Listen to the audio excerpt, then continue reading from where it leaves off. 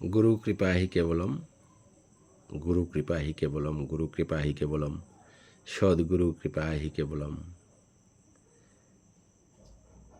পিতৃতুল্য মাতৃতুল্য বা পিতামাতার আশীর্বাদ, পূর্বপুরুষদের আশীর্বাদ, সবার আশীর্বাদ, ভালোবাসা, শুভেচ্ছা সমস্ত কিছু মিলিয়ে এই পার্থিব জগতে, ইহজাগতিক জগতে আমরা অনেকেই সুখের নিশানা খুঁজি, শান্তির নিশানা খুঁজি। অনেকে শান্তি পাই, অনেকে পাই না, কারণ অনেকেই অল্পতেই তুষ্ট থাকে, অনেকে অল্পতে তুষ্ট থাকতে পারে না। এবার যারা অল্পতে তুষ্ট থাকতে পারে আলটিমেটলি তারা অনেক শান্তি পায়, আর যারা অল্পতে খুশি হয় না তারা শান্তি পায় না।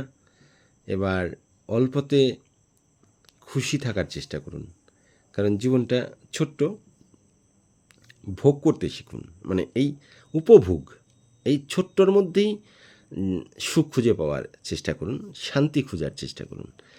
দেখবেন আপনার জীবন অনেক বেশি বড় মনে হবে, লম্বা মনে হবে এবং সার্থক মনে হবে।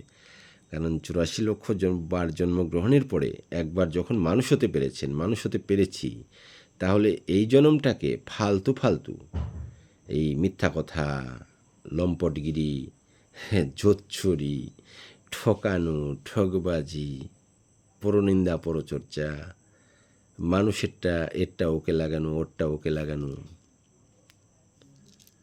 পেছনে পেছনে কাজ করা, এইসব করে লাভ নেই। বরং লাভ সেটাই, আত্মসমালোচনা, যাতে আপনার মনের মধ্যে অনেক বেশি শান্তি আসবে, অনেক বেশি সুখ আসবে, এবং সেটা পার্থিব সুখ, তাই কি না?